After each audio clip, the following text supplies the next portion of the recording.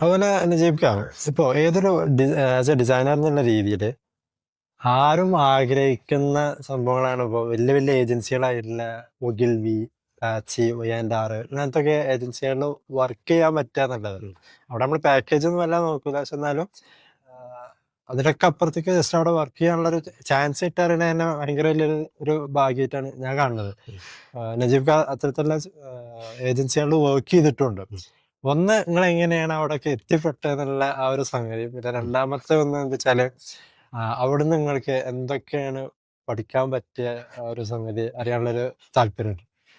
ഞാന് എത്തിപ്പെട്ടത് ഈ മാത്യു ജേക്കബും ആ ഈ അബ്ദുള്ള സുബൈർ എന്ന് പറഞ്ഞ നേരത്തെ നിങ്ങൾ പറഞ്ഞ ആളുമാണ്. ഓക്കെ. അപ്പം പിന്നെ മാത്യു ആണ് എന്നെ അഡ്വർടൈസിങ്ങിന്റെ ആലിയ പാഠങ്ങൾ അത് അത് അതിന്റെ ഒരു ബേസ് ഉണ്ടാക്കിയത്. അപ്പോൾ അവിടുന്നാണ് ഞാൻ കോപ്പി റൈറ്റിങ്ങിനെ കുറിച്ച് അറിയുന്നത്, ആർട്ട് ഡയറക്ഷനെ കുറിച്ച് അറിയുന്നത്, ടൈപ്പോഗ്രഫിനെ കുറിച്ചിട്ടൊക്കെ അറിയുന്നത്. അപ്പം മാത്യു പറഞ്ഞിട്ടാണ് പിന്നെ പല പുസ്തകങ്ങളും വായിക്കാൻ തുടങ്ങി. ലൂക്ക് സള്ളിവന്റെ പിന്നെ ഹെവി പിൾസ് ക്വിസ്റ്റസ് എന്ന് പറഞ്ഞ ബുക്ക്, ഒഗിൽവി ഓൺ അഡ്വർടൈസിങ്, അങ്ങനെ പല പുസ്തകങ്ങളും. പിന്നെ എനിക്കൊരു വായനശീലമുണ്ട്. പിന്നെ മാത്യു ഒരു വെൽ റെഡ് ആണ്. റോക്ക് മ്യൂസിക്കിൽ ഭയങ്കര താല്പര്യമാണ്. പിന്നെ അപ്പം നമ്മൾ നന്നായി ജെല്ല് ചെയ്ത് പോയി. പക്ഷെ ഇയാൾ ഭയങ്കര ടഫായിരുന്നു. ഒരു ഒരു പ്രത്യേക ടെമ്പറുള്ള ഒരാളായിരുന്നു. ആ, അതെ അതെ. പക്ഷേ പിന്നെ വെള്ളി രാത്രി പിന്നെ മൂപ്പര് സ്വിച്ച് ഇട്ട വേരി മാറും. മനസ്സിലായില്ലേ? സോറി, വ്യാഴ രാത്രി. ദുബായിൽ വ്യാഴ രാത്രിയാണ് വീക്കെൻഡ്. വ്യാഴ രാത്രി മൂപ്പര് സ്വിച്ച് ഇട്ടാ വേരി മാറും. കറക്റ്റ് 7 മണിയാകുമ്പോൾ ചിരിക്കാനൊക്കെ തുടങ്ങും. അപ്പോൾ എനിവേ, അപ്പോൾ പുള്ളിയാണ് നമുക്കൊരു ബേസ് ഉണ്ടാക്കി തന്നത്. എനിക്ക് മാത്രമല്ല, കണ്ടവൻ ആൾക്കാർക്ക്. പിന്നെ ദുബായിലുള്ള ഒരു വലിയൊരു ഗാങ് ആർട്ട് ഡയറക്ടർമാരെയും കോപ്പി റൈറ്ററെയും പുള്ളി സൃഷ്ടിച്ചു വിട്ടിട്ടുണ്ട്, ക്ലയന്റ് സർവീസിങ്ങിനെ. പിന്നെ പുള്ളി റെക്കമെൻഡ് ചെയ്താൽ ഏജൻസികൾ കണ്ണും പൂട്ടി എടുക്കുകയും ചെയ്യും. അത്രയും പവറുണ്ട്, അത്രയും ഉഷാറുമാണ്, ഭയങ്കര കാലിബറുള്ള ആളാണ്. YNR ആയിട്ട് ഭയങ്കര കണക്ഷനാണ്. പിന്നെ അതുപോലെ തന്നെ അവിടെ ഉള്ളൊരു ദുബായിലൊരു ലബനീസ് മാഫിയ ഉണ്ട് അഡ്വർടൈസിങ്ങിൽ. അഡ്വർടൈസിങ് കൺട്രോൾ ചെയ്യുന്നത് അവരാണ്. അവരും അറബികളും ബ്രിട്ടീഷുകാരാണ് അവിടെ കൺട്രോൾ ചെയ്യുന്നത്, ബോംബെക്കാരും. പൊതുവെ എല്ലാ ഏജൻസികളും അവരാണ് ഓൺ ചെയ്യുന്നത്. അപ്പൊ ഇവരുടെ ഇടയിലൊക്കെ നല്ല നെറ്റ്വർക്ക് ഉണ്ട് പുള്ളിക്ക്. അപ്പോൾ ഞാൻ 2.5 കൊല്ലം പുള്ളിന്റെ കൂടെ വർക്ക് ചെയ്തിട്ട് പുള്ളിനോട് ഞാൻ പറഞ്ഞു, എനിക്ക് മതിയായി. കാരണം നല്ല പണിയുമാണ്. അത് മാത്രമല്ല, പിന്നെ ഇന്ന് എനിക്ക് മനസ്സിലായത് എന്താ വെച്ചാൽ, ഹാർഡ് വർക്ക് ഇല്ലാണ്ട് ഇതിൽ സർവൈവ് ചെയ്യാൻ പറ്റൂല. ഞാൻ അങ്ങനെ 2 കൊല്ലത്തിന്റെ മുകളൊക്കെ വർക്ക് ചെയ്ത് അലൈൻ മിൽക്കിന്റെ പാക്കേജിങ്, ഖത്തർ എയർവേസിന്റെ കംപ്ലീറ്റ് ബിലോ ദ ലൈൻ എന്ന് പറഞ്ഞാൽ എല്ലാ സാധനങ്ങളും ഖത്തർ എയർവേസിന്റെ. അതെ അതെ. പിന്നെ അതുപോലെ തന്നെ എത്തിസലാത്തിന്റെ കുറച്ച് വർക്ക്, അങ്ങനെ കുറെ വർക്കുകൾ പീക്ക് ലെവലിൽ നിൽക്കുന്ന ഒരുവിധം ബ്രാൻഡുകൾക്ക് വേണ്ടി വർക്ക് ചെയ്തിട്ടുണ്ട്. ഒരു പീക്ക് ലെവലിൽ അന്ന് ഖത്തർ എയർവേസ് ഇത്ര പീക്ക് ഒന്നല്ല. അന്ന് സാധാരണ എമിറേറ്റ്സ് ആയിട്ടൊന്നും കോമ്പീറ്റ് ചെയ്യാൻ പറ്റാത്തൊരു എയർലൈൻസ് ആയിരുന്നു. എനിവേ, എനിക്ക് ഒരു എയർലൈൻ പിന്നീട് അത് ഭയങ്കര ഉപകാരപ്പെട്ട്, ആ ഒരു ഖത്തർ എയർവേസിൽ വർക്ക് ചെയ്ത്. അപ്പൊ എനിവേ പുള്ളിനോട് ഞാൻ പറഞ്ഞു, എനിക്ക് താല്പര്യമില്ല, എനിക്ക്. അപ്പൊ പുള്ളി വെച്ച്, നിനക്ക് എന്താ വലിയ ഏജൻസിയിൽ ജോയിൻ ചെയ്യണോ ഇങ്ങോട്ട് തന്നെ? അപ്പോ ഞാൻ പറഞ്ഞു, അങ്ങനെ കിട്ടിയാൽ ഞാൻ എന്തായാലും പോവും. കിട്ടുന്നില്ല. അപ്പൊ ഉണ്ടല്ലോ പുള്ളി എന്താക്കിയെന്ന് പറഞ്ഞാല്, പുള്ളി അബുദാബിയിലേക്ക് ഫോൺ ചെയ്തിട്ട് അബുദാബിയിലെ YNRൽ ഒരാളെ വിളിച്ചിട്ട് പറഞ്ഞു, എൻ്റെ ഒരു പയ്യൻ വരുന്നുണ്ട്, പിന്നെ ഓനൊന്ന് നീ നോക്കണമെന്ന്. മലയാളത്തിലാ പറഞ്ഞത്. അങ്ങനെ ഞാൻ അവിടെ പോയി. അവിടെ നോക്കുമ്പോൾ ഒരു ക്രിയേറ്റീവ് ഡയറക്ടർ, അയാളെ കണ്ട്. അങ്ങനെ അയാള് ദുബായിലേക്ക് വിളിച്ചു പറഞ്ഞു. ദുബായിൽ ഉള്ള ഒരു ക്രിയേറ്റീവ് ഡയറക്ടറും മാത്യുവിന്റെ ഒക്കെ ഫ്രണ്ട് ആയിട്ടുള്ള അവരോട് പറഞ്ഞ്, ഇവൻ എന്തെങ്കിലും ഒരു വർക്ക്. അപ്പം യൂഷ്വൽ ഏജൻസി മോഡാണ്, നമുക്കിപ്പോ നമ്മൾ ഹയർ ചെയ്യുന്നില്ല, പക്ഷെ നിങ്ങൾ റെക്കമെൻഡ് ചെയ്ത സ്ഥിതിക്ക് ഒരു ഫ്രീലാൻസർ ആയിട്ട് എടുക്കാം. അങ്ങനെ പിന്നെ അവിടെ പോയി. ദുബായില് ടീം YNR എന്ന അതിന്റെ പേര്. ടീം എന്ന് പറഞ്ഞിട്ട് ഒരു ലോക്കൽ ഏജൻസിനെ അവര് മേടിച്ച.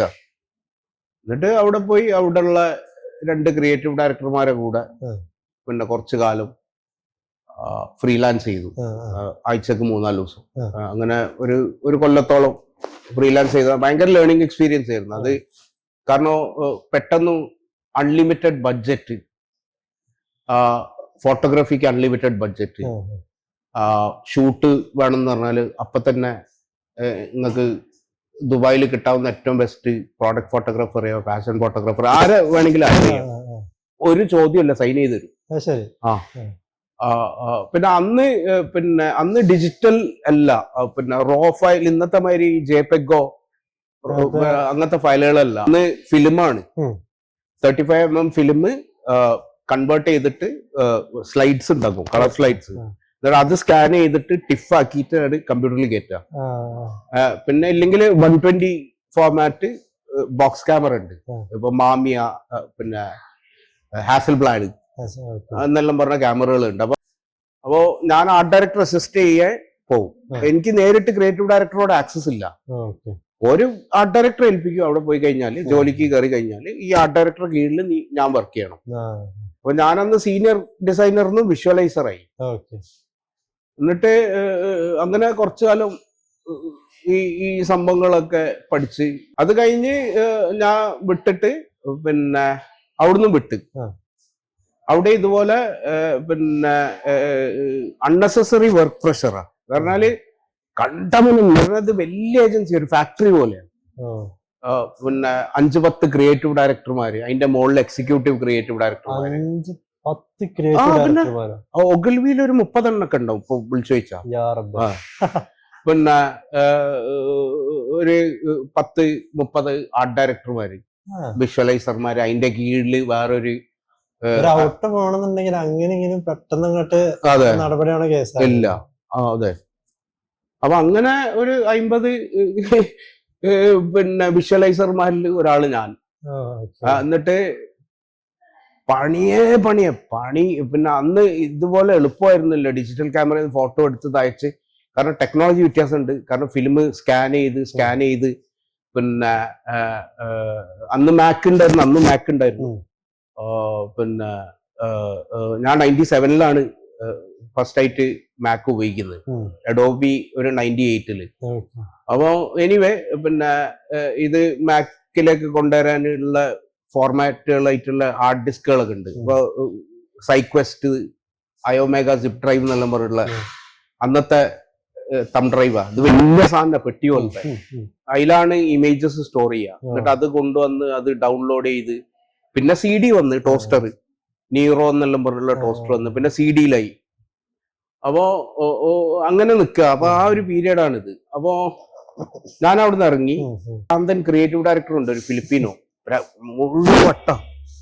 അപ്പൊ അങ്ങനെ കുറെ ക്യാരക്ടേഴ്സ് ഉണ്ട് ഏജൻസികളിൽ. അപ്പം പറയാ, അപ്പൊ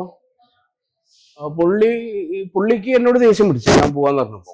അപ്പൊ നിനക്ക് ഇനി ഇങ്ങനെ ഒരു ചാൻസ് കിട്ടൂല എന്നെല്ലാം പറഞ്ഞിട്ട് ഇതായി. ഇനി ഞാൻ അവിടുന്ന് വിട്ട്. അപ്പോ ഒരു ആഡ് കണ്ട്, ഒരു മാഗസീനില് എഡിറ്റോറിയൽ ഡിസൈനർ ആവശ്യമുണ്ട്. അപ്പോ ഞാനത് അപ്ലൈ ചെയ്തപ്പോ ഒരു പിറ്റേന്ന് വിളിച്ച്. അപ്പൊ ഞാൻ എന്തൊക്കെയെന്ന് പറഞ്ഞാൽ ആ CV ഉണ്ട്. അന്ന് ഇൻഡിസൈൻ എന്ന് പറഞ്ഞ ഇൻഡിസൈൻ സോഫ്റ്റ്വെയർ, ഇൻഡിസൈൻ അന്നില്ല. അപ്പൊ അന്ന് വേറൊരു കമ്പനീന്റെ സോഫ്റ്റ്വെയർ ആണ് ക്വാർക്ക് എക്സ്പ്രസ് എന്ന് പറയുന്നത്. അപ്പൊ ക്വാർക്ക് എക്സ്പ്രസ് ആണ് എല്ലാവരും സ്റ്റാൻഡേർഡ്.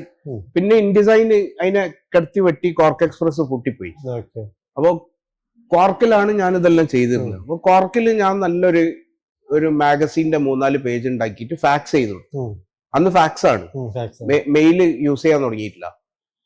അപ്പം അവർക്ക് അവരെന്നെ ഫോൺ ചെയ്ത് പിന്നെ എന്നിട്ട് പറഞ്ഞ് പിന്നെ ഒന്ന് ട്രയൽ നോക്കാന്നെല്ലാം പറഞ്ഞു. അങ്ങനെ ഞാൻ പോയിട്ട് ആ മാഗസീന്റെ കുറച്ച് പേജുകൾ ചെയ്ത് കൊടുത്തപ്പോൾ വളരെ ഹാപ്പിയായി. അങ്ങനെ ഞാൻ പറഞ്ഞു ഞാൻ ഫ്രീലാൻസർ ആയിട്ട് നിൽക്കാം പിന്നെ എന്ന് പറഞ്ഞിട്ട് ഞാൻ അവിടെ ഇങ്ങനെ പണി ചെയ്തുകൊണ്ടിരിക്കുമ്പോ പിന്നെ അത് നല്ലൊരു എക്സ്പീരിയൻസ് ആയിരുന്നു. കാരണം എനിക്ക് വെർസാച്ചിന്റെ ഓഫീസിലൊക്കെ ഫോൺ ചെയ്യാൻ പറ്റി. ഇവര് ഒരു ലൈഫ് സ്റ്റൈൽ ഫാഷൻ മാഗസീനാണ്. അപ്പോ പിന്നെ ഇവര് ദുബായിൽ ഭയങ്കര പോപ്പുലർ ആയിരുന്നു ഒരു കാലത്ത്. അപ്പൊ എല്ലാ ലക്ഷറി കമ്പനിയിലും ഫോൺ ചെയ്യാം, എന്നിട്ട് ഓരോട് ഇമേജസ് ചോദിക്കുക. അപ്പൊ ഈ ഞാൻ പറഞ്ഞ മാതിരി ഫിലിംസ് അയച്ചു തരും, എന്നിട്ട് അത് സ്കാൻ ചെയ്യലാണ് പരിപാടി. അപ്പൊ ഞാൻ ഡൊണറ്റല്ല വെർസാച്ചിന്റെ ഭാര്യ മോളോ ആരോ അയ്മനെ ഫോൺ ചെയ്ത് ഇങ്ങനെ കുറെ ആൾക്കാരെ ഭയങ്കര ഇൻട്രസ്റ്റിംഗ് ആയിരുന്നു. പോർഷെ കമ്പനീനെ, പിന്നെ മെർസിഡിസിനെ, പിന്നെ ഗൾഫ് സ്ട്രീം പ്രൈവറ്റ് ജെറ്റ്, അങ്ങനെ കുറച്ച് ലക്ഷറി. പിന്നെ അതുപോലെ തന്നെ ഷോപ്പാട് എന്ന് പറഞ്ഞിട്ട് ഒരു വാച്ച് ഉണ്ട്, ഏകദേശം ഒരു 2.5-3 കോടി ഉറുപ്പ്യ വരും. പിന്നെ വാച്ചിന് ഇവിടെ കിട്ടുന്ന ആൾക്കാരുണ്ട് കോഴിക്കോട്. ഞാൻ പേരൊന്നും പറയില്ല, ഞാൻ കണ്ടിട്ടുണ്ട്. അപ്പൊ പിന്നെ അങ്ങനെയുള്ള കമ്പനീസായിട്ട് ഭയങ്കര ആക്സസ്, ഈസി ആക്സസ്. ഇവിടുന്ന് വിളിക്കാന്ന് പറഞ്ഞാല് പെട്ടെന്ന് ആക്സസ് തരും. ഇവരെ പവറാണ്, ഇതിന്റെ ഓണേഴ്സിന്റെ പവറാണ്. പിന്നെ മാഗസീൻ ഭയങ്കര പോപ്പുലർ ആണ്. ഈ മാഗസീൻ കുറെ റിച്ച് ആയിട്ടുള്ള ആൾക്കാർ വായിക്കുന്ന മാഗസീനാണ്. ഇതിൽ ഫുള്ള് ലക്ഷറിയാണ്. ഇനി ഞാൻ അവിടെ ഒരു 3 ഇഷ്യൂല് വർക്ക് ചെയ്തു. എനിക്ക് മടുത്തിട്ട് ഞാൻ വിചാരിച്ച് തിരിച്ചിട്ട് അഡ്വർടൈസിംഗ് പോകണം. അപ്പൊ അതിന്റെ ഇടയിൽ പിന്നെ ഡിസൈൻ ഹൗസുകൾ വരാൻ തുടങ്ങി. പിന്നെ ബ്രാൻഡിങ് മാത്രം ഡിസൈനിൽ ഫോക്കസ് ചെയ്യുന്ന ഡിസൈൻ കമ്പനികൾ. അഡ്വർടൈസിംഗ് എന്ന് വിളിക്കില്ല, ഒരു ഡിസൈൻ ഹൗസ് എന്നാ പറയുന്നത്. അപ്പൊ അങ്ങനെ ഒരു കോൺസെപ്റ്റ്. പിന്നെ അന്ന് കുറെ മാഗസീൻ ഉണ്ട് ഗ്രാഫിക് ഡിസൈനിനെ കുറിച്ചിട്ട്. ഹൗ എന്ന് പറഞ്ഞൊരു മാഗസീൻ ഉണ്ട്, എമിഗ്രേ എന്ന് പറഞ്ഞിട്ടൊരു മാഗസീൻ ഉണ്ട്. അങ്ങനെ കുറെ മാഗസീൻ ഉണ്ട്, സർഫസ്, വാൾപേപ്പർ. അന്നിപ്പോ ഓൺലൈനിലുണ്ട്. അപ്പോ ഇതൊക്കെ വായിക്കലുണ്ടായിരുന്നു. പിന്നെ അതുപോലെ ലൂസേഴ്സ് ആർക്കൈവ്. അപ്പൊ ഇതിലൊക്കെ പുതിയ കോൺസെപ്റ്റ് എന്താ വെച്ചാല് പിന്നെ ഡിസൈൻ ഹൗസുകളാണ് പുതിയ കോൺസെപ്റ്റ്. അപ്പൊ എല്ലാ ഏജൻസികളും ഹോട്ട് ഷോപ്പ് എന്ന് വിളിക്കാൻ തുടങ്ങി. ചെറിയ ചെറിയ പ്രോജക്ട്സ് എടുക്കും, ഒരു above the line marketing campaign എടുക്കൂല, ഡിസൈൻ മാത്രം ഫോക്കസ്. ഫോട്ടോഗ്രാഫി, ഡിസൈൻ, നല്ല കണ്ടന്റ് എഴുതുക, കുറച്ച് സാധനങ്ങൾ, ഒരു ബ്രോഷർ, ബ്രാൻഡിങ് ബ്രോഷറുകൾ, ഇങ്ങനത്തെ കാര്യങ്ങളൊക്കെ ചെയ്യുന്ന കമ്പനികൾ പോപ്പപ്പ് ചെയ്യാൻ തുടങ്ങി. അപ്പം ഞാനിങ്ങനെ ഒരു കമ്പനീനെ കുറിച്ച് കേട്ട്, ചേസ് എന്നാണ് അതിന്റെ പേര്. അതിന്റെ ക്രിയേറ്റീവ് ഡയറക്ടർ ഉണ്ട് സുരാജ് നട്രാജൻ എന്ന് പറഞ്ഞു. അപ്പൊ പുള്ളി ഇതുപോലെ മാത്യുവിനെ പോലെ എനിക്ക് ഭയങ്കരമായിട്ട് എന്താ പറയാ, എന്നെ ഭയങ്കരമായിട്ട് ഇൻഫ്ലുവൻസ് ചെയ്ത ഒരാളാണ്. അതെ അതെ. മൂപ്പര് മെന്റർ അല്ല, മൂപ്പര് അത് കോമഡിയാണ്. ഞാൻ പറഞ്ഞുതരാം, കാരണം ഉണ്ട്. പിന്നെ ഇയാള് പിന്നെ അങ്ങനെ ഇയാളെ പറ്റി ഞാൻ അറിഞ്ഞു. ആരോ എന്തൊക്കെ പറഞ്ഞു, ഉഗ്രാൻ ഡിസൈനറാണ് ഭയങ്കര. പിന്നെ സെൻട്രൽ സെയിന്റ് മാർട്ടിൻസിലൊക്കെ പഠിച്ചത്, അത് ഭയങ്കര ഡിസൈൻ സ്കൂളാണ്. അപ്പോൾ പിന്നെ ആർക്കിടെക്റ്റുമാണ്. അപ്പോൾ ഡിസൈനിന്റെ ഒരു ഭയങ്കര ഡീപ്പ് ലെവൽ നോളജ് ഉള്ള ആളാണ്. അപ്പോ ഇതിങ്ങനെ മാർക്കറ്റൊന്നും കേട്ടാ ഞാൻ. വേറെ എനിക്ക് കുറെ ഡിസൈനർമാർ ഒരു പറഞ്ഞു, അവിടെ ഇങ്ങനെ ഹയർ ചെയ്യുന്നുണ്ട്, നീ ഒന്ന് പോയി നോക്ക്. അങ്ങനെ ഞാൻ പോയി, ഞാൻ എന്റെ പോർട്ട്ഫോളിയോ ആയിട്ട് പോയി. എന്നിട്ട് മൂപ്പരിങ്ങനെ കുറെ മറച്ചു നോക്കിയിട്ട് നമുക്കൊരു സിഗരറ്റ് വലിക്കല്ലേ. അങ്ങനെ പിന്നെ പുറത്തേക്ക് പോയി ഒരു സിഗരറ്റ് കഴിച്ചു. ഞാൻ മൂപ്പരെ സിഗരറ്റ് വാങ്ങി. എൻ്റെ അടുത്ത് സിഗരറ്റ് ഇല്ല, പൈസയില്ല വാങ്ങേ. എന്നിട്ട് സിഗരറ്റ് കഴിച്ച് മൂപ്പര് ഇങ്ങനെ 2-3 ചോദ്യങ്ങളൊക്കെ ചോദിച്ച്, സോഫ്റ്റ്വെയർ അറിയോ, അഡോബി അറിയോ, കോർക്ക് എക്സ്പ്രസ് അറിയോ, ഇതെല്ലാം ഇങ്ങനെ കുറച്ച് ചോദ്യങ്ങൾ. പിന്നെ അതിൽ ഈ പോർട്ട്ഫോളിയോയിൽ ഉണ്ടായ 2-3 ഇമേജസും ഇഷ്ടമായി, ചില ഡിസൈനുകളും ഇഷ്ടമായി. എന്നിട്ട് പുള്ളി പറഞ്ഞ് ലേ ഔട്ട് സെൻസ് ഉണ്ട് എന്ന് പറഞ്ഞിട്ട് പുള്ളി ഹയർ ചെയ്യാന്ന് പറഞ്ഞു. പക്ഷെ എന്നോട് ഇതും പറഞ്ഞ് നിനക്കൊന്നും അറിയൂല. അത് കഴിഞ്ഞ് കംപ്ലീറ്റ് മൂപ്പര് മൊത്തക്ക് പറഞ്ഞു. എനിക്ക് മൂപ്പരെ ക്യാരക്ടർ അതുകൊണ്ടാണ് ഭയങ്കര ഇഷ്ടം. അല്ല, മൊത്തം പറയണം, പറഞ്ഞില്ലെങ്കിലേ നമ്മൾ ഇമ്പ്രൂവ് ചെയ്യുള്ളൂ. ഇത് വെറുതെ പൊക്കി പറയല്ല. മൂപ്പര് ഓക്കെ എന്ന് പറഞ്ഞു, അല്ലാണ്ട് ഭയങ്കര എന്നൊന്നും പറഞ്ഞിട്ടില്ല. അതെ, പോർട്ട്ഫോളിയോയിൽ 2-3 വർക്ക് ഓക്കെ എന്ന് പറഞ്ഞു, അല്ലാണ്ട് ഇഷ്ടമാണ് ഭയങ്കര എന്നൊന്നും പറഞ്ഞിട്ടില്ല. ഇത് ഓക്കെ ആണ് എന്ന് പറഞ്ഞു. എന്നിട്ട് പറഞ്ഞ് ഈ മൊത്തം പോർട്ട്ഫോളിയോ റിവ്യൂ ചെയ്തിട്ട് പുള്ളി പറഞ്ഞ് മോശമാണ്, പിന്നെ നീ ഇവിടെ പിന്നെ വിഷ്വലൈസർ ആയിട്ട്, ഹെവി വെയിറ്റ് ഡിസൈനർ ആയിട്ട്, വിഷ്വലൈസർ ആയിട്ട് കയറുക. അല്ലല്ല, ഈ ചേസില് ഈ സൂരജിന്റെ കൂടെ, സുരാജ് എന്നാണ് പേര്, സുരാജിന്റെ കൂടെ കയറി. അങ്ങനെ പിന്നെ അവിടെ പുള്ളിന്റെ കൂടെ 3 വർഷം വർക്ക് ചെയ്ത്. അത് ഒരു ഭയങ്കര, എന്റെ ഡിസൈനിനെ കംപ്ലീറ്റ് മൂപ്പര് ആ ഡിസൈൻ സെൻസും ടൈപ്പോഗ്രഫി, ആർട്ട് ഡയറക്ഷൻ, പിന്നെ ഫോട്ടോഗ്രാഫിന്റെ ആർട്ട് ഡയറക്ഷൻ, ഫോട്ടോഗ്രാഫി, അതുപോലെ തന്നെ കോണ്ടന്റും കോൺസെപ്റ്റും എഴുതുന്ന രീതി, ഇതെല്ലാം മാറിപ്പോയി. ഞാൻ ആകെ ഞെട്ടിപ്പോയി. കാരണം പുള്ളിന്റെ കയ്യിലുള്ള നോളജും ആക്സസും, പിന്നെ അതുപോലെ തന്നെ പുള്ളിന്റെ ലൈബ്രറിയും, പുള്ളിന്റെ പേഴ്സണൽ ലൈബ്രറിയും അവിടെയുള്ള ലൈബ്രറിയും, പിന്നെ അതുപോലെ തന്നെ പ്രിന്റിങ്ങിന്റെ, അന്ന് പ്രിന്റിംഗ് ആണല്ലോ മെയിൻലി, ഡിജിറ്റൽ ഇല്ലല്ലോ. അപ്പൊ പ്രിന്റിങ്ങിന്റെ ടെക്നോളജി മുഴുവൻ മൂപ്പര് പഠിപ്പിച്ചു. അതെ, ഭയങ്കര നോളജ് ഉള്ള ആളാ പുള്ളി. ഇപ്പൊ ലണ്ടനില് ഡിസൈൻ ഡയറക്ടറാണ് ഒരു വലിയ കമ്പനിയിൽ. അപ്പോ എനിവേ, അപ്പൊ പുള്ളി അന്ന് ഭയങ്കര ടഫ് ആയിരുന്നു, പണിയെടുക്കാൻ ഭയങ്കര പണിയാണ് പുള്ളിന്റെ കൂടെ. ഇതുപോലെ മാത്യുവിന്റെ മാതിരി പുള്ളി വ്യാഴാഴ്ച വൈകുന്നേരം സ്വിച്ച് ഓഫ് ചെയ്യും, എന്നിട്ട് നമ്മളെല്ലാരെയും പാർട്ടിക്ക് കൊണ്ടുപോകും. പിന്നെ അതുവരെ നല്ല പണിയാണ്, നല്ല പണിയാണ്. പിന്നെ ഭയങ്കര ടെക്നിക്കൽ നോളജ് ഉണ്ട് ഡിസൈനിന്റെ കാര്യത്തിലും അതിന്റെ ടൈപ്പോഗ്രഫിന്റെ കാര്യത്തിലും. അങ്ങനെ കുറെ കാര്യങ്ങൾ നമ്മൾ പഠിച്ച 3 കൊല്ലം കൊണ്ട് എനിക്കൊരു ടോപ്പ് ഡിസൈൻ സ്കൂളിലുള്ള അറിവും ആക്സസും റെഫറൻസുകളും കിട്ടി. അത് കഴിഞ്ഞ് ഞാൻ അവിടുന്ന് വിട്ട് 3 കൊല്ലം കഴിഞ്ഞപ്പോ ഞാൻ മതിയാക്കി. നമ്മൾ ചെയ്തത് ഗൾഫ് എയർ, സുസൂക്കി, അതുപോലെ തന്നെ ഒരു റമഡ എന്ന് പറഞ്ഞിട്ട് ഹോട്ടല്, കുറെ നല്ല വർക്കുകൾ ചെയ്തിട്ടുണ്ട്. എല്ലാം നല്ല ഡിസൈനുകളാണ്, നല്ല ഫോട്ടോഗ്രാഫി, നല്ല ടൈപ്പോഗ്രഫി, നല്ല കോപ്പി. എന്നിട്ട് അത് കഴിഞ്ഞ് നമ്മൾ അവിടുന്ന് ഞാൻ അവിടുന്ന് ഇറങ്ങിയിട്ട് കുറച്ചു കാലം വെറുതെ നടന്നു. എന്നിട്ട് അവിടെ ഒരു ലുക്ക് എന്ന് പറഞ്ഞിട്ട് ഒരു ചെറിയൊരു ഇതുപോലെ ഡിസൈൻ ഹൗസ് ഉണ്ട്, ഒരു ലബനാനി നടത്തുന്നത്. അപ്പം പിന്നെ എൻ്റെ ഫ്രണ്ട് അയാൾക്ക് വേണ്ടിയിട്ട് പ്രൊഡക്ഷൻ കൺസൾട്ടന്റ്, പ്രിന്റും ഇങ്ങനത്തെ കാര്യങ്ങൾ ഓഡിങ്ങിനൊക്കെ ഉള്ള പ്രൊഡക്ഷൻ കൺസൾട്ടന്റ്. അപ്പോൾ ഞാൻ അയാളോട് പിന്നെ ഇവനായിട്ട് ഭയങ്കര ഫ്രണ്ട്സാണ് ഞാൻ. ഇവനും അവിടെ ഉണ്ടായിരുന്നു, ചേസിലും ഒക്കെ ഉണ്ടായിരുന്നു. അപ്പോൾ ഇവനോട് സംസാരിച്ചപ്പോൾ ഇവൻ ഇങ്ങനെ പറഞ്ഞു എന്തെങ്കിലും ഫ്രീലാൻസ് ഉണ്ടോന്ന് വെച്ചപ്പോൾ ഇവൻ പറഞ്ഞു ഇങ്ങനെ ഒരു ലുക്ക് എന്ന് പറഞ്ഞിട്ട് ഒരു സ്ഥലമുണ്ട്, അവിടെ ചങ്ങായി ഉണ്ട്, അയാളെ അടുത്ത് പോയി ഒന്ന് ചോദിച്ചു നോക്കുക. അങ്ങനെ പോയി ചോദിച്ചപ്പോൾ അയാളെ കൂടെ കുറച്ച് വർക്ക് ചെയ്ത്. അയാൾ അത്ര ടെക്നിക്കലി ഇവരെ പോലെ ഒന്നും സ്ട്രോങ് ഒന്നുമല്ല. പിന്നെ അതുപോലെ കോപ്പിയൊക്കെ മോശമാണ്. അയാൾക്ക് നെറ്റ്വർക്ക് ഒക്കെ ഉണ്ട്, പക്ഷെ അയാളെ വർക്കും ടെക്നിക്കൽ സൈഡൊക്കെ അത്ര പോരാ. പക്ഷെ അയാള് കറക്റ്റ് നല്ല പൈസ ഉണ്ട്. അപ്പൊ ഞാൻ അങ്ങനെ ആയിക്കോട്ടെ എന്ന് വിചാരിച്ചിട്ട് അവിടെ കുറച്ചു കാലം പിന്നെ അയാളെ കൂടെ വർക്ക് ചെയ്തിട്ട് പിന്നെ കുറച്ച് പൈസ ഉണ്ടാക്കി. എന്നിട്ട് ഒരു ദിവസം രാവിലെ ചെന്നൈയിലേക്ക് ഫ്ലൈറ്റ് പിടിച്ചു. എന്നിട്ട് ചെന്നൈയിലെത്തി. പിന്നെ ചെന്നൈയിലെത്തി, അതിനിടയിൽ വേറെ കുറച്ച് ഡൊമസ്റ്റിക് പ്രോബ്ലംസ് ഒക്കെ ഉണ്ട്, ഞാൻ പറയുന്നില്ല. പിന്നെ അപ്പൊ എനിവേ ഞാൻ കോഴിക്കോട് പോയി, പിന്നെയും തിരിച്ച് ചെന്നൈയിലെത്തി.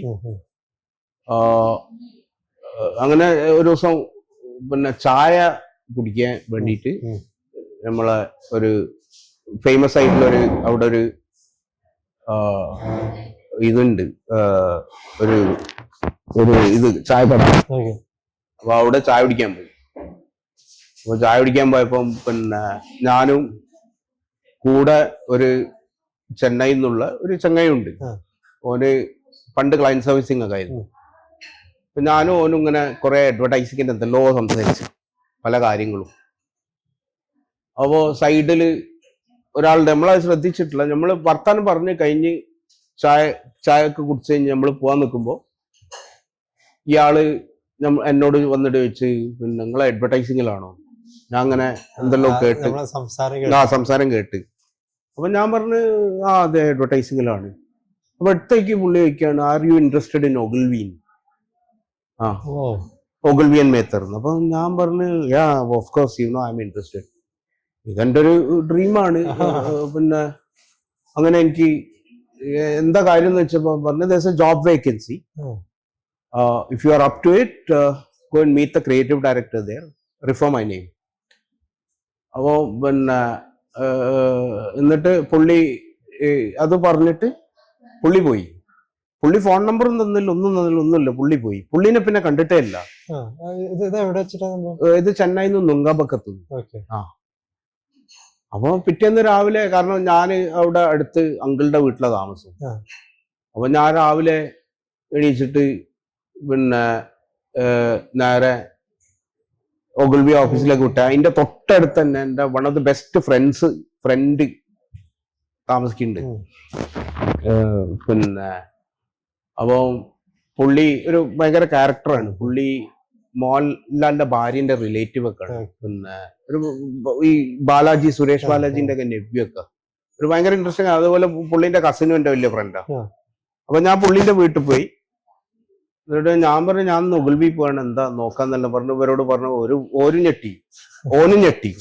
കാരണം ഓന്റെ വീട്ടിന്റെ അടുത്താണ് ഈ ഓഫീസുള്ളത്.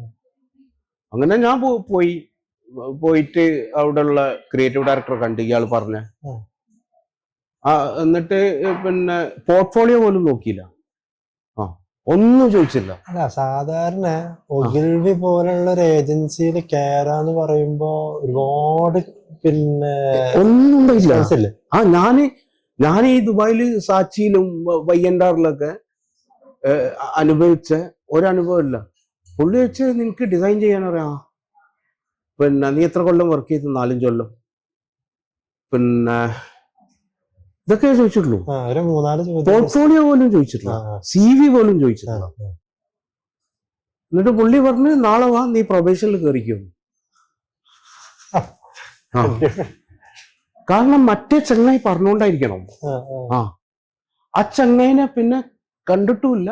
ഇതിന്റെ വിറ്റെന്താ വെച്ചാൽ, ആ ചങ്ങായിനെ പറ്റി ചോദിച്ചപ്പോ പുള്ളി ഉരുണ്ടളിക്ക. അല്ല, ചായന്റെ ഈ ചായപ്പൊടി ഉണ്ടായ പുള്ളി അത് കട്ട് ചെയ്താളി, ഈ ക്രിയേറ്റീവ് ഡയറക്ടർ. എനിവേ പിന്നെ എന്നിട്ട് പിറ്റേന്ന് വരാൻ പറഞ്ഞു. അങ്ങനെ ആ ഒഗിൽവിയിൽ സ്റ്റാർട്ട് ചെയ്ത്. എന്നിട്ട് അവിടെ പിന്നെ 2.5 കൊല്ലം വർക്ക് ചെയ്തു. പിന്നെ കുറെ അക്കൗണ്ടുകൾ, വോഡാഫോണ്, ഇപ്പോഴത്തെ പിന്നെ VI, അന്ന് അച്ച് എന്നാ പേര് അതിന്റെ. പിന്നെ അതുപോലെ തന്നെ കുറെ ബ്രാൻഡ്സ്, മൾട്ടിപ്പിൾ ബ്രാൻഡ്സ് ഉണ്ട്. അപ്പോൾ 5-8 ബ്രാൻഡ്സിൽ വർക്ക് ചെയ്തു. എന്നിട്ട് പിന്നെ എന്നെ 2 കൊല്ലം കഴിഞ്ഞപ്പോ എന്നോട് പറഞ്ഞ്, പിന്നെ ഞാൻ പറഞ്ഞ് എനിക്ക് വിടാൻ തോന്നി. അപ്പൊ എന്നെ ഹൈദരാബാദിലേക്ക് മാറ്റി. അങ്ങനെ ഹൈദരാബാദിൽ 6 മാസം വർക്ക് ചെയ്തു ഒഗിൽവിയില്. എന്നിട്ട് ഞാൻ അവിടുന്ന് പറഞ്ഞു, എനിക്ക് ബാംഗ്ലൂർ പോകണം ഓരോട്.